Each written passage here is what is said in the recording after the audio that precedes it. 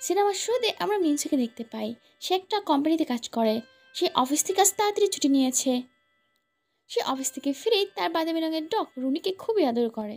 তার এই পুরো পরিবারে এই পোষা কুকুর ছাড়া কেউ নেই।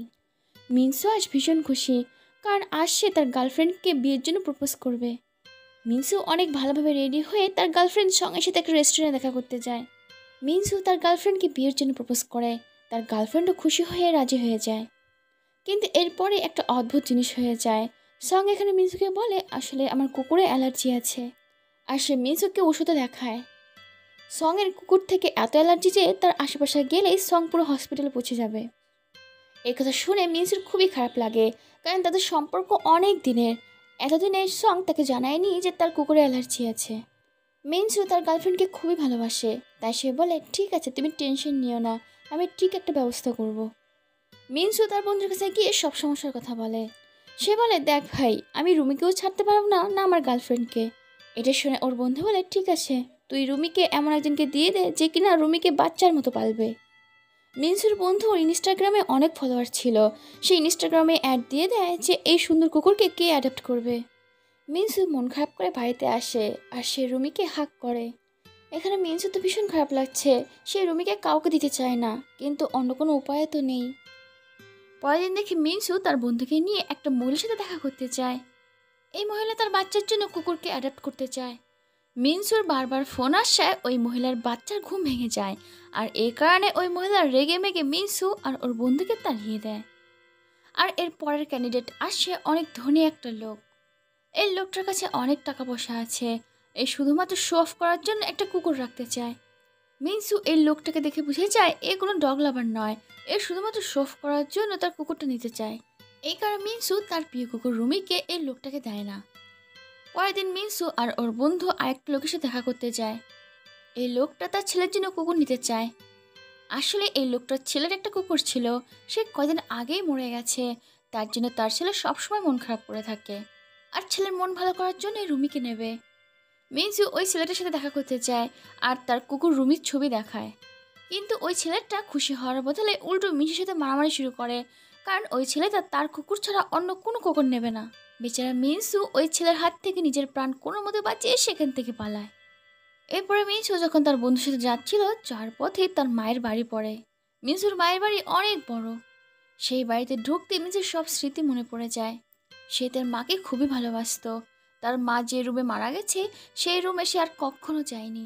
মিনসু মনের কষ্টে তার বন্ধুকে নিয়ে ড্রিঙ্ক করে, আর তাকে বলতে থাকে আমি আমার মাকে খুবই ভালোবাসতাম, কিন্তু তার জন্য আমি কিছুই করতে পারিনি।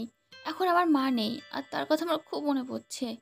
ড্রিঙ্ক করার পর মিনসুর অবস্থা এতটাই খারাপ হয়ে যায় যে ওর বন্ধু কাঁধে করে তাকে বাড়িতে নিয়ে যায়। পরের দিন সকালে মিনসুর বন্ধু বলে আমার আঙ্কেল অনেক ধনী ব্যক্তি, আর সে কুকুরকেও ভালোবাসে। যদি রুমিকে তার কাছে দিই সে সেখানে ভালোই থাকবে। প্ল্যান অনুযায়ী মিনসুর বন্ধু মিনসু আর রুমিকে নিয়ে তার আঙ্কেলের বাড়িতে যায়। সেখানে গিয়ে আঙ্কেলকে সব কিছু বলে, কিন্তু আঙ্কেল বলে সে নয় ঠিক আছে, কিন্তু আমি নিজেই তো 6 মাস দেশে থাকবো না, আমি নিজেই ঘুরতে যাব। তাই আমি ভেবেছি এই 6 মাস আমার কুকুরকে তোমাদের কাছে রেখে যাব, আর তোমরা যদি আমার কুকুরকে দেখো তাহলে $30,000 দেবো। টাকার কথা শুনে মিনসুর বন্ধু আর মিনসু দুজনেই রাজি হয়ে যায়। তারা কুকুরটা দেওয়ার বদলে উল্টো আরেকটা কুকুর সঙ্গে করে নিয়ে যায়। বেচারা মিনসুকে তো এখন দুইটা কুকুর দেখাশোনা করতে হয়। মিনসুর বন্ধু এখনও লোক খুঁজে যাচ্ছে কুকুরকে অ্যাডপশন দেবে বলে। মিনসু একটা মেয়ের আইডি পায়। সে অনেক ধনী ব্যক্তি, আর সে কুকুরকেও খুব ভালোবাসে। মেয়েটার নাম আমিন। তার বাড়ির সামনে অনেক বড় একটা বাগানে সে কুকুরগুলোকে ছেড়ে দেয়, আর সে খুব ভালোভাবে কুকুর দেখাশোনা করে। তার শুধু একটা কুকুর নয়, অনেকগুলো কুকুর আছে। মিনসুর বন্ধু ওই মেয়েটার কাছে এই দুটো কুকুর দেওয়ার কথা বলে। মিনসু রাজি হয়ে যায়, কিন্তু ওই মেয়েটার বাড়ি এখান থেকে অনেক দূর। তারপরও তারা পরের দিন সকালে তাদের কুকুর নিয়ে ওই মেয়েটির বাড়িতে যাওয়ার জন্য বেরিয়ে পড়ে। যেতে যেতে মিনসুর বন্ধু ফোন দিয়ে বাইরের ছবি তুলছিল। হঠাৎ করে তার হাত থেকে ফোনটা পড়ে যায়। এটা দেখে তো মিনসু হাসতে থাকে, কিন্তু একটু পরে বুঝতে পারে ওইটা ওর বন্ধুর ফোন না, ওর নিজের ফোন। তাই সে গাড়ি থামে, তাড়াতাড়ি তার ফোন আনতে যায়। ঠিক তখনই পাশে পড়ে থাকে একটা বাক্স থেকে শব্দ আসতে শুনে। তারা যখন বাক্সটা খোলে দেখে ভেতরে 4টে কুকুরের বাচ্চা। কেউ এই বাচ্চা 4টেকে এভাবে অসহায়ভাবে ফেলে গেছে। মিনসু যেহেতু কুকুর ভালোবাসতো, তাই সে এভাবে বাচ্চাগুলোকে রাস্তায় ফেলে আসতে পারে না। এখন তো তার পুরো গাড়ি সব কুকুরে ভরে গেছে। মিনসু ওর বন্ধুকে বলে আমিন কি এতগুলো কুকুরকে রাখবে? রাত হয়ে যাওয়ায় তারা একটা হোটেলে থাকে। সকালে যখন মিঞ্জু ঘুম থেকে ওঠে সে দেখে একটা কুকুরের বাচ্চা কান্না করছে। সে দৌড়ে যায়, গিয়ে দেখে সেই হোটেলের মালিক একটা কুকুরের বাচ্চাকে মারছে। সে যখন জিজ্ঞাসা করে এটা কেন করছে, তখন হোটেলের মালিক বলে অনেক দিন ধরে কিছু খাচ্ছে না, দুর্বল হয়ে গেছে, কাল একে আমি রেস্টুরেন্টে বিক্রি করে দেব। হোটেলে বিক্রির কথা শুনে মিঞ্জুর চোখে জল চলে আসে, কারণ হোটেলে বিক্রি করলেই এই কুকুরকে মেরে তারা খেয়ে নেবে।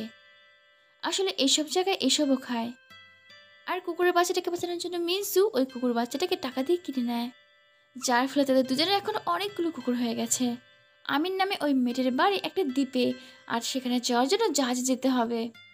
তারা তো অতগুলো কুকুর নিয়ে অনেক কষ্ট মষ্টে জাহাজে উঠে পড়ে। সে দ্বীপে যাওয়ার পর তারা এক দোকানের মহিলাকে জিজ্ঞাসা করে যে এখানে আমিনের বাড়িটা কোথায়। আর এই কথা শুনে তো একটা পাশে থাকা মহিলা দৌড়ে সেখান থেকে চলে যায়। আর এখানে আমরা জানতে পারি আমিনের বাড়িতে যত কুকুর আছে এই মহিলাটাই দেখাশোনা করে। এই কাজের মহিলা আর চায় না আমিন আর কোনো কুকুর রাখুক। সেসব দিয়ে মিনসু ওর বন্ধু কুকুরগুলোকে নিয়ে আমিনের কাছে পৌঁছায়। আমিন নামে এই মেয়েটি অনেক ধনী, তার বাড়িটা অনেক বড় একটা গার্ডেন, আর অনেক কাজের লোকও আছে। এখানে আমরা জানতে পারি যে আমিনের একটা রোগ আছে, সে কথায় কথায় রেগে যায়, তাই কোনোভাবে আমিনকে রাগালে হবে না। এখানে মিনসু যা যা হয়েছে সব ঘটনা আমিনকে বলে। আমিন কুকুরগুলোকে রাখতে রাজি হয়ে যায়। ঠিক তখনই মিনসু তার কুকুর রুমির নাম ধরে ডাকে। এটা শুনে আমিন বলে কুকুরের কখনো নাম দিতে নেই, কুকুর আমাদের পরিবার নয়, তারা আমাদের সাথে থাকে আর একসময় মরে যায়। আমিনের এই কথা শুনে তো মিনসুর অদ্ভুত লাগে, সে ভাবে এই সাইকোর কাছে আমি কোনো কুকুরকে দেব না। এরপরে সমুদ্রের পাড়ে মিনসু তার বন্ধুকে বলতে থাকে, মা বাবা যখন মারা যায় তখন আমি খুব একা হয়ে পড়ি, তখন এই রুমি আমার সাথে ছিল, ওই আমার সব কিছু, ওই আমার পরিবার। আমি আমার গার্লফ্রেন্ডকে বোঝাবো, যদি আমার গার্লফ্রেন্ড বোঝে তাহলে রুমি যতদিন বেঁচে থাকবো ততদিন আমরা বিয়ে করব না, রুমি মরে যাওয়ার পরেই আমরা বিয়ে করব। একথা শুনে মিনসুর বন্ধু বলে, তুই এত টেনশন নিস না, তুই বিয়ে কর, রুমিকে আমি দেখে রাখবো। সেই দিন রাতে তারা একটা হোটেলে ওই কুকুরগুলোকে নিয়ে থাকে। পরের দিন গাড়িতে ফেরার সময় মিনসুর বন্ধু বলতে থাকে, আমাদের কাছে এখন এতগুলো কুকুর আছে, আমরা বরং এখন একটা ডগ ক্যাফে খুলি, সেখানে লোকজন অবসর সময় আসবে আর কুকুরের সাথে খেলা করবে। আঙ্কেল যে টাকাটা দিয়েছে সে টাকা দিয়ে ডগ ক্যাফে খোলা যাবে। তখন মিনসু বলে, আমার কাছেও কিছু টাকা আছে, আমিও দেব। আর এইভাবে এই দুই বন্ধু ডগ ক্যাফে খোলার প্ল্যানিং করে।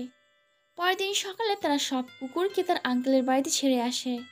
এখন থেকে মিনসুর বন্ধু এই কুকুরগুলোকে দেখাশোনা করবে।